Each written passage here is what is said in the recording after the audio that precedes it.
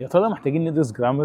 يا ترى الجرامر مهم ولا القواعد دي بتاعت العيال الصغيره؟ ايه اهميه القواعد؟ ده اللي هنعرفه في حلقه النهارده، الحلقه الثالثه من دماغ انجليزي. هل محتاجين ندرس قواعد؟ موضوع القواعد ده من المواضيع المهمه جدا والمواضيع الشائكه واللي بيثار عنها جدال كتير. تلاقي ناس تقول لك لازم تدرس قواعد، ناس تقول لك يا عم لا، القواعد دي بتاعت العيال الصغيره، احنا لسه هنرجع الاولى ابتدائي تاني. ناس تقول لك لا بص، انا عايز اتكلم انجليزي كده وخلاص، انا مش عايز ادرس قواعد. وتلاقي بقى في متواليه كده بتحصل، تلاقي يقول لك ايه، هو انت وانت صغير اتعلمت قواعد؟ تقول له لا. طب انت بتعرف تتكلم عربي؟ اه. طب انت كنت شاطر في النحو؟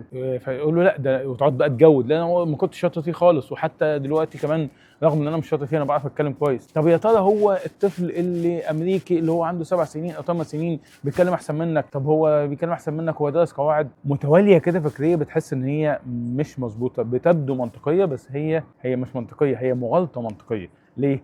انت بتتخيل ان احنا في كلامنا العادي احنا مش بنستخدم قواعد، بينما احنا في كل حاجه، اي جمله انت بتقولها انت بتستخدم قواعد. كان ادي لك اي مثال، اي جمله تخطر على بالك، لو حبيت تحكي، لو قلت لك انت عملت ايه النهارده او هتعمل ايه بكره، هتقول انا امبارح عملت كذا، انا رحت الشغل امبارح، انا هروح الشغل بكره، انا قابل صاحبي كمان شويه. انت متخيل ان الكلام العادي اللي احنا بنتكلمه ده انت ما بتستخدمش فيه قواعد، بينما انت عملت فيه كل حاجه. خلينا نرجع تاني للمثال اللي احنا دايما بنحب نقوله، وهو المثال بتاع احمد ابو زيد، اللي انا مش بحب اغير فيه لان هو يكفي بحد ذاته. ان انا عشان اكون جمله، عشان ابني جدار، الجدار ده عباره عن طوب، الطوب ده بيلزق في بعضه باسمنت، بعد كده لما بيبقى فيه طوب وبعد كده بيلزق باسمنت اصبح جدار، ما بسيبوش على الطوب الاحمر، ببتدي ان انا اجمل واحسن واعدل واخليه شكل حلو عن طريق التزيين والتجميل اللي هو بنسميها الاكسنت والفلوينسي او الطلاقه. خلينا نمشي واحده واحده كده. الجمله اللي انت قلتها دي لما قلت انا رحت الشغل امبارح او انا هروح الشغل بكره، انت عملت اول حاجه، انت جبت الكلمه صح. الترتيب بقى زي ما انت بتجيب الكلمه صح اللي هو الطوب،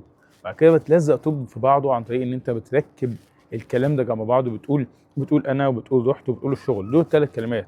فبتقول ضمير اللي هو الفاعل، وبتقول رحت او يذهب، وبعد كده بتقول الشغل اللي هو المفعول به او ايا كان هو ايه، وبترتب ده صح. يبقى جبت الكلمات صح، ده اول حاجه، جبت ال3 كلمات صح.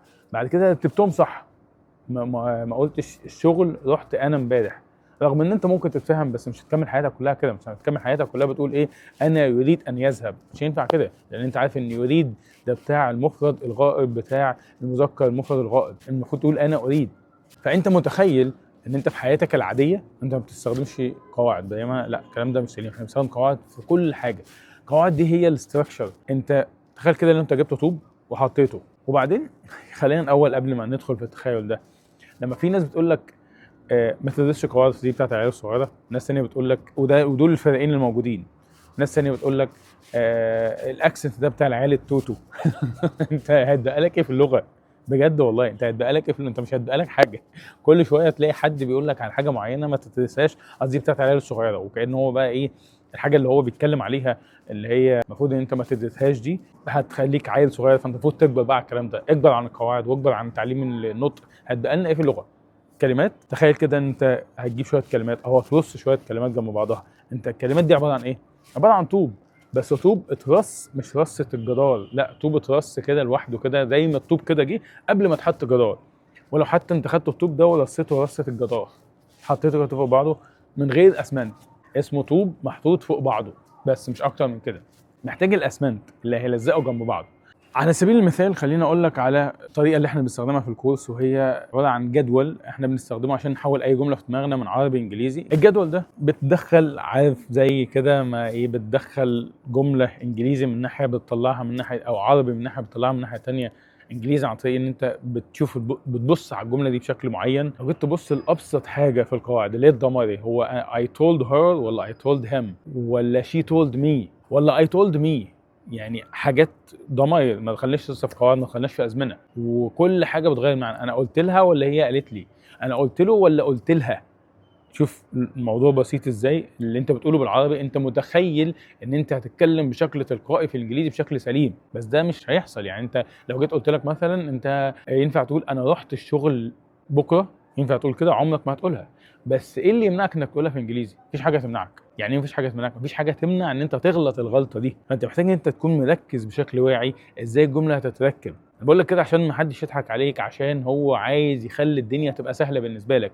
مش المفروض زي ما احنا قلنا قبل كده ان انت تسعى ان انت مذاكرتك تكون سهله، لان لو المذاكره سهله الامتحان هيكون صعب. زي ما قلنا قبل كده easy on training hard on the game. لما يكون التمرين سهل بيكون الامتحان او المباراه او الاختبار نفسه بيكون صعب، ودي جمله دايما تحطها في دماغك. المذاكره ما ينفعش تبقى سهله. وهديك مثال عملي لحد كان بيدرس معايا، وحد بقاله سنين سايب الدراسه. الموضوع بالنسبه له ما كانش سهل خالص، واصلا دراستي دي ما كانتش ليها علاقه باللغه خالص، كانت دراسه يعني ما كانتش اداب انجليزي او تربيه انجليزي، كانت دراسه عاديه خالص. واول ما بدات اشتغل معاه على الجدول ده كانت فكره مستوحاه من اصلها. هي الفكره الاساسيه بتاعتها من والدي الله يرحمه، هو اللي قال لي الفكره دي، ان هو لو كانت الجمله بالعربي بشكل فلاني تعملها بالانجليزي كذا. وده تحول لسيستم، بقى سيستم شغال عليه الكورس كله، ان هو هتدخل الجمله من هنا. بنسمع كتير كلمه ايه، فكر بانجليزي. لا، انت بتتعلم بقى ده بشكل عملي. هتدخل الجمله من هنا انجليزي تطلع من هنا سوري من هنا عربي تطلع انجليزي او العكس. فالجدول ده اول ما بدات اشتغل معاه، وزي ما قلت لك هو واحد كان بعيد عن الدراسه بقاله 10 سنين 15 سنه ويمكن اكتر من كده، واصلا دراسته ما كانتش ليها علاقه باللغه. ففي الاول كان دو وديد وبي، حتى هو كان التاني كده يقول لي الددات دي صعبه. فمره اتنين تلاته جيت في المره الثالثه تقريبا بشتغل معاه، لقيته الدنيا ماشيه وبيكون جمل بشكل اسرع. فقلت له ايه اللي حصل؟ قال لي انا مسكت الجدول ده، قلت هو ايه الفكره، ان انا اعرف الجدول وبعد كده اطبق عليه. فيلا بينا. حفظ الجدول. انا قبل ما هو يقول لي كده عمري ما جه في دماغي ان انا اقول لحد احفظ الجدول، بس من ساعه اللحظه دي بدات اقول للناس لا احفظ الجدول. لو كان هو ده هيوفر عليك خطوه، لان انت المفروض بتجيب الجدول ده بتشتغل عليه بشكل معين، بتطبق المعادله دي فبتتحول جمله من عربي انجليزي. بقول لك ده كمثال بس عن حاجه هو خد خطوه قدام، صعب الموضوع على نفسه فسهل النتيجه عامله ازاي في الاستخدام اللغه. فمش عايز حد ما تخليش حد يضحك عليك بدعوه ان هو عايز يسهل عليك الكورس، عايز يسهل عليك التعليم. انت هتبذل مجهود في الاول، هتلاقي مخك بيرهقك، او تلاقي العضلات الذهنيه كما اسميها بتتعب، هتلاقي مخك بيبذل مجهود، في مجهود ذهني بيحصل كتير. فالقواعد مش مجرد حاجه موجوده في الكتب.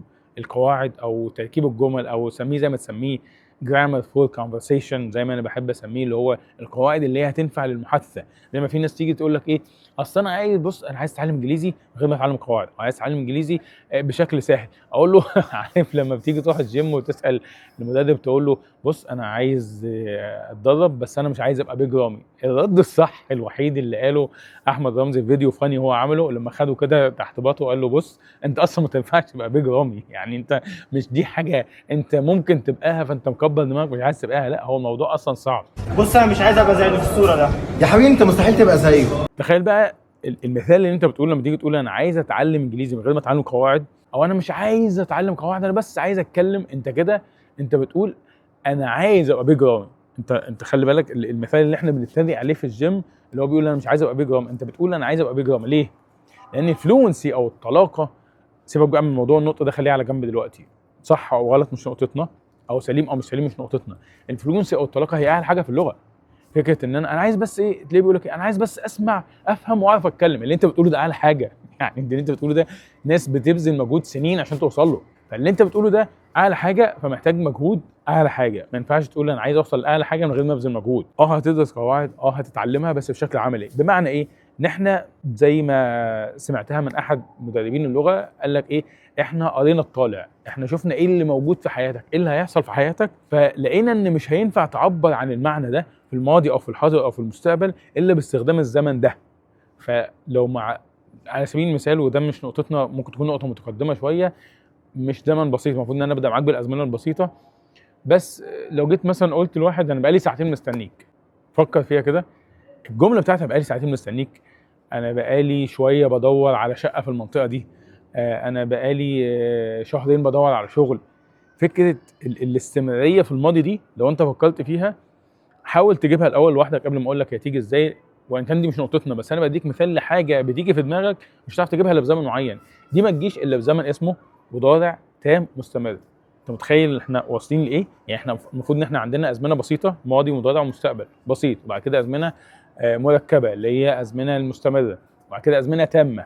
انت متخيل؟ بسيط، بعد كده مستمر، وبعد كده تام، وبعد كده رابع مستوى اللي هو التام المستمر. التام المستمر ده انت من غيره مش هتعرف تكون جمله بسيطه زي ما اقول لك انا بقالي ساعتين مستنيك. اللي انا عايز اقوله من كل الكلام ده، الموضوع هيكون صعب ومفيش حاجه اسمها تعليم لغه من غير قواعد. انا بقول لك كده عشان انت محتاج تتعلم على الاقل قوي ازمنه بسيطه، ماضي ومضارع ومستقبل بسيط. اقل من كده مش هتعرف توصل اي حاجه قدامك. وزي ما قلت لك ابسط مثال، لو حبيت تتكلم عن اللي حصل النهارده، لو حبيت تتكلم عن اللي هيحصل بكره، انت غصب عنك هتلاقي نفسك بتجيب الكلمه صح، بتركب الجمله صح، بتحط الزمن صح. انت عمرك ما هتقول انا رحت الشغل بكره، ولو قلتها اللي قدامك هيفهم ايه. هو انت بتتكلم عن المستقبل بس غلطان انك قلت رحت في الماضي، ولا بتتكلم عن الماضي بس غلطان انك قلت بكره في المستقبل؟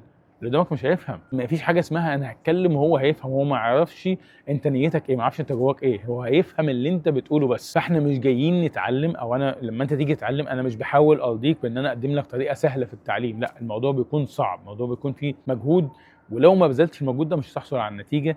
زي ما بقول دايما انت محتاج تدي اللغه سنه بتذاكر مش اقل من ساعه في اليوم، مش اقل من ساعه في اليوم، عشان تقدر تقول انت بعد سنه ما بقاش عندك مشكله في اللغه. اتمنى تكون فكره وصلت لك، اتمنى تكون استفدت. لو حسيت ان انت استفدت اعمل لايك. لو عندك اي سؤال اسالنا في الكومنتس، ممكن نجاوب عليه في الحلقات الجايه، لان اصلا معظم الاسئله او معظم المواضيع اللي بنتكلم فيها في حلقات دماغ الانجليزي بتكون عباره عن اسئله جت من بعض الطلبه او من بعض المتابعين. وما تنساش تعمل شير وسبسكرايب للقناه عشان كل اي فيديو ينزل جديد يجي لك عن طريق ان انت تضغط على زرار الجرس عشان لما ننزل فيديو يجي لك. اشكركم جدا والسلام عليكم ورحمه الله.